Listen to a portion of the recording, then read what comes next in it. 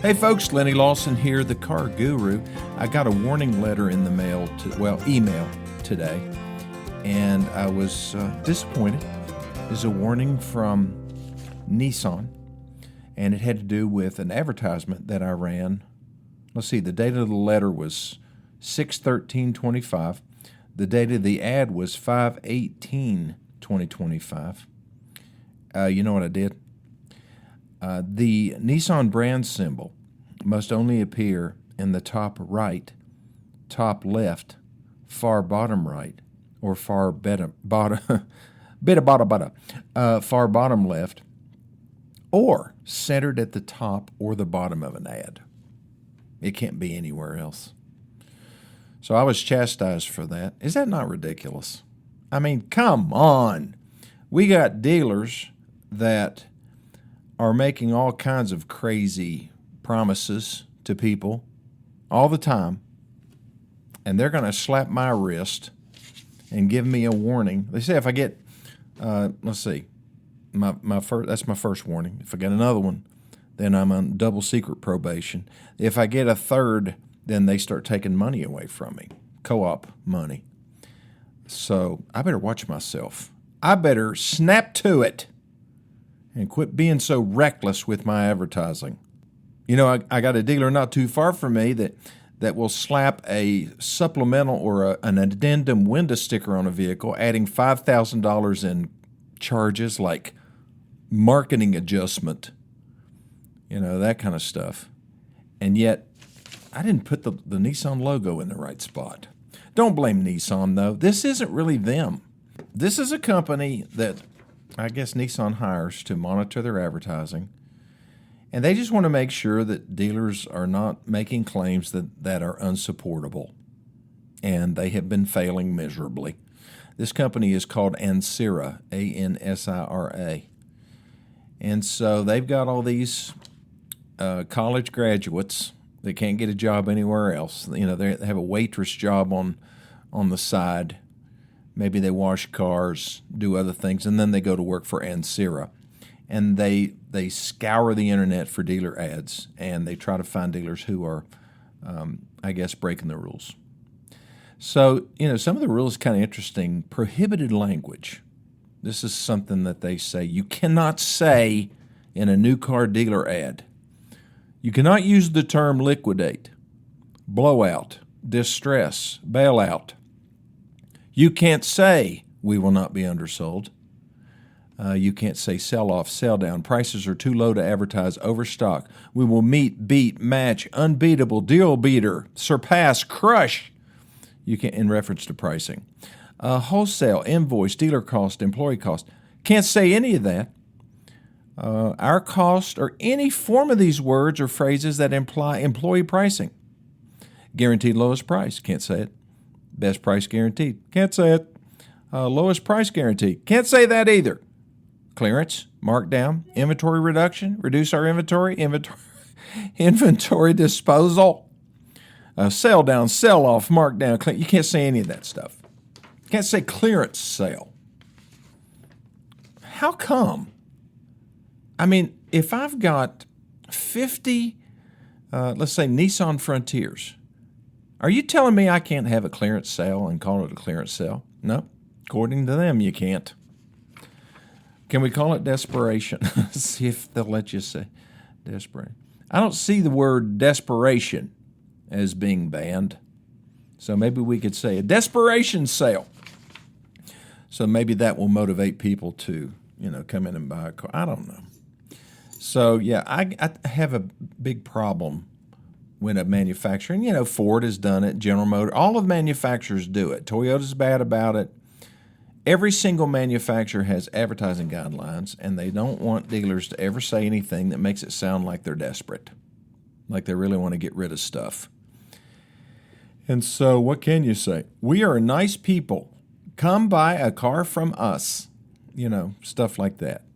But I get it. There are a lot of things that are said and done in the car business that are illegal and unethical.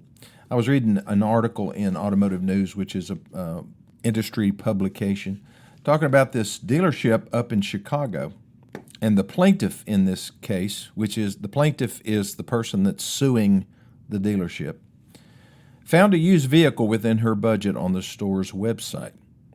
She currently was unemployed and intended to pay cash. Apparently she had the money. When she went to the dealership, however, she was told that the vehicle was not operational, the one she was interested in, that is, and she could not test drive it. Instead, a salesperson steered her to a 2019 Nissan Sentra used car, although she said she couldn't afford it. The complaint said that this person was, and I quote, overwhelmed by pressure sales tactics, unquote. So, can you be overwhelmed by high pressure sales tactics? Could you be overwhelmed? I couldn't be. That would be impossible because I wouldn't put up with it. But apparently some people are so weak that they cannot say no to a pushy salesperson. Is that unfair? Is that being judgy? I'm sorry. It probably is. Everybody's different. Some people just can't deal with pressure. You know, you sign something that you don't believe in, you succumb to, sometimes a sale just gets stretched out over a long period of time, and people just get tired, and so that they buy it just so they can leave. Don't be that way.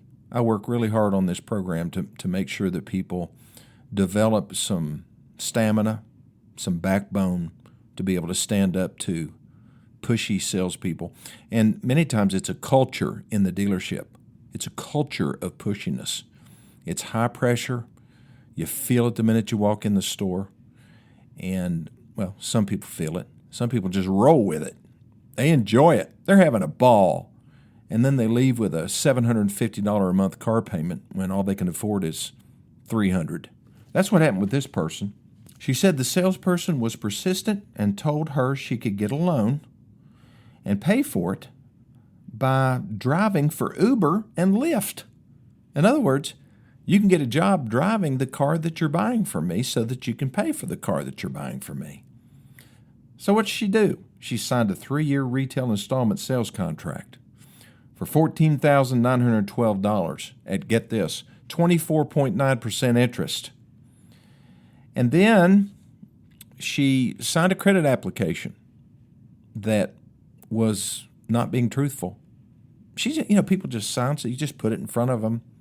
Are you trained to just sign stuff that people slide in front of you? Well, that's what she apparently was trained to do. So she signs this credit application where it says that she has a job.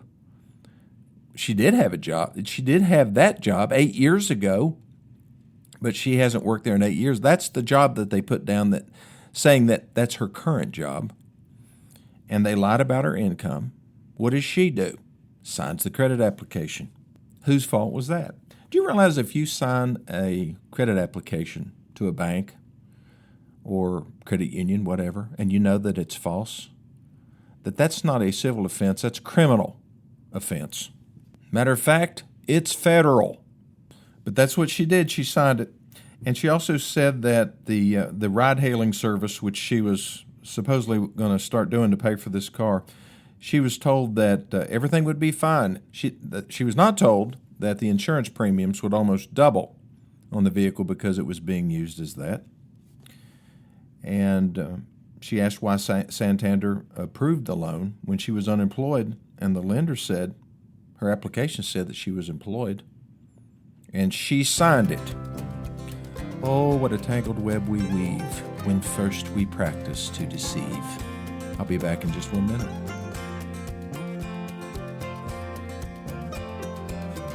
Okay, I am back. I thought that quote might be Shakespeare, but it's not. I've quoted that a lot. It's from Sir Walter Scott's 1808 poem called Marmion.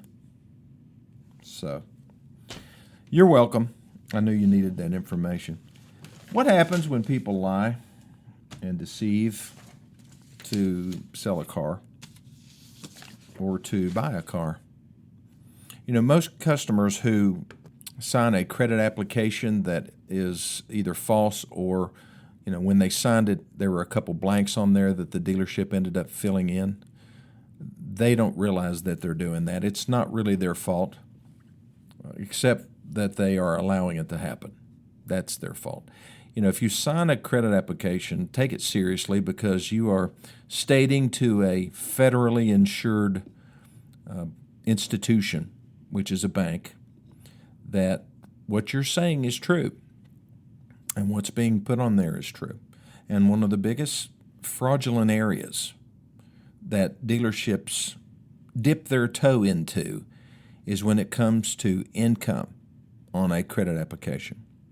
They normally don't lie about somebody working, especially on a loan document for somebody who is, let's say, they don't have great credit, because a lot of times the bank is going to verify the information on the credit application. If they find out that it's false, then they're going to go back to the dealer and say, well, we found out that this is false and we're not going to finance this car for you. But a lot of car buyers, they don't realize it. And so if you ever look at a credit application and you're getting ready to sign it, I would look and make sure that the information on it is correct and that there's no blanks, especially when it comes to income. If you're talking to a salesperson and he slides that credit application over to you, and you look at it and say, oh, wait a minute, it doesn't have my income on here. Oh, don't worry about that. We'll fill that in. No, you're not filling that in, because I need it to be accurate. Now, lots of banks, they want to know what your gross income is, and that's typically what people put down there, because they will automatically adjust for withholding taxes and that type of thing. So that's okay. And if you have 2 jobs, make sure you list the jobs separately and then the income for each one. Don't say that you work at a particular place and that all your income that you're listing is from that, because that's false as well. So I did a little bit of checking to see what could happen to somebody that provides false information. And whose responsibility is it? If you're a car buyer, you absolutely bear legal responsibility if you knowingly sign a credit application that is false or incomplete. So your legal responsibility is that you could be accused of fraud, which is knowingly providing false or incomplete information. Or, by the way, that's federal. Like I said, it's a federal offense. The big boys are coming after you. And then perjury. Most credit applications include a certification statement that says that I certify that the information provided is true and complete. So if you make a knowingly false claim, then you could be accused of perjury. Potential consequences? Well, obviously your loan's going to be denied if the bank checks it. If they don't check it, if they don't do any type of income verification or something like that, then it could slide on by and everything's fine until the vehicle is repossessed. Like if you fail to pay for it, then when it's repossessed, they're going to go back and they're going to look at all those records and they're going to say, okay, did this person really have this job? Did somebody lie to us? Because you know why they do that? They don't want to have to eat the loss. They want that loss to be put on, I guess the easiest person to put it on, or entity to put that loss on, would be the dealer, because they're the ones that filled out the application. And if that doesn't work, and the information provided by the customer was false, then they'll go after you. How would they go after you? They would take you to court and sue you. It would be a civil thing, but I guess, they could threaten criminal prosecution if, the DA or the federal authorities decided to push it. But that most of the time it's going to be civil. Another thing that it could do, damage your credit. So if you provide false information, they repossess the vehicle, it's going to show up as a repossession on your credit report, which doesn't help. I guess the worst thing would be the criminal charges. So what are the types of examples of false or incomplete info? Inflated income, or a false job title could also do it. Falsified housing or employment information. Omitting debts that you have. Now, most of that's going to show on a credit report. any debts that, or most of the debts are going to have. But if you have debts that are not recorded or not part of the public record, like you owe somebody money, an individual, and you're making monthly installments and you don't count that in, then that is also false. So that could hurt you. And also falsifying cosigner information. There's something that's called a straw purchase, and that's where somebody comes in to buy a car and their credit is marginal, or let's say it's just really bad. Now they've got good income, they've got a good job, but they just have terrible credit or no credit. That could be the case as well. It could be a young person who's like 18 and they're wanting to buy a $50,000 car, but they have no credit history. So what do? They go get Pop or Granny to come in and buy it. They've got really good credit. And so they put the vehicle in their name.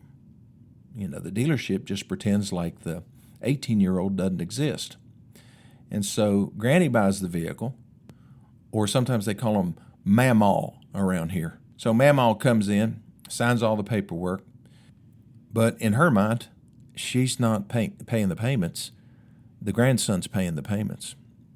So the grandson gets a little behind on the payments. So the bank calls Mamaw. And she said, well, I don't have a car. I signed for my grandson so that he could get a car. Uh-oh. That's a straw purchase. That means that the person whose credit is being relied on is not the one responsible for the monthly payments.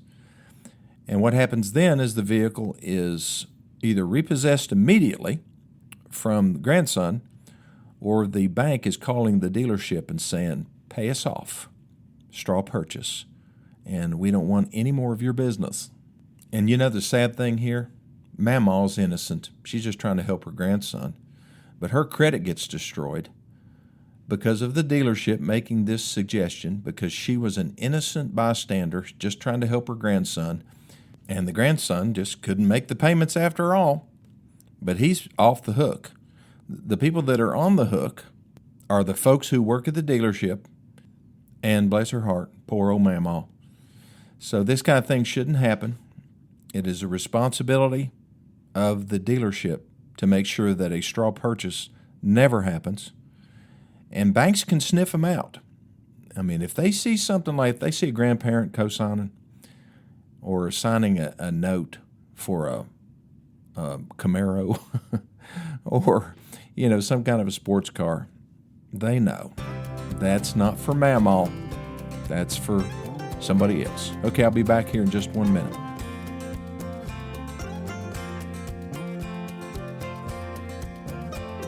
Doesn't it sound weird for a full-grown adult, like somebody in their 50s or 60s, to say, well, I need to go ask my Mamaw? I'm sorry. It's time to start calling her grandmother at that point. But on the other hand, who am I to talk? Because I still call my grandmother Nana. I mean, she's been gone for a long time. And my grandfather, Daddy Hoke. So there you go. I guess it's the pot calling the kettle black. That's something my grandmother used to say. And that reminds me of a story all of a sudden. It was Christmas, and the ladies were in the kitchen, and they were, which is typical of Christmas. The men are goofing off, and the women are doing all the work. And they're in there just having a good time, and it was time to get the ham out to cook it. Well, the mother said to her daughter, just get that pan out, make sure you cut both ends of the ham off. She said, why am I cutting both ends of the ham off? She said, that's just what you do. Well, okay, so she cut the ends of the ham off and put it in they had put pineapple and all that kind of stuff on it to make it nice and sweet. So they put it in there. And the daughter just looked at, Mom, why do we cut the ends of the ham off? And she said, well, I don't know.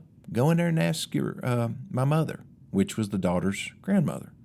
So she goes into the living room, and she was sitting there chatting it up, and she said, Granny, would you mind telling me, why does Mom make me cut the ends of the ham off? before we put it in the oven? And she said, well, I don't know. I'll have to ask my mother. Well, her mother, great-grandmother to the daughter, was sitting across the room, and grandmother said, hey, Mom, could you tell us what the purpose is of cutting both ends of the ham off before we put it in the pan and before we put it in the oven? And great-grandmother said, well, the only pan I had was pretty small, and the only way I could get the ham in the pan was to cut the ends off of it. So what's the moral of that story? Well, there's probably several morals that could come out of that. One of the things I think about is that, we just do things the same way we've always done them without really questioning why. And a lot of that has to do with trust, I guess misplaced trust. Somebody slides a paper over in front of us and says, sign this, sign here. And what do? Well, we respond to authority. We sign it. So I'm not saying be a negative Nancy all the time. I'm just saying be careful. And just don't do something because somebody said, well, that's the way we always do it. Because that's not a good reason. And sometimes we have to question authority because that authority is illegitimate. And I'm not cutting off the ends of a perfectly good ham.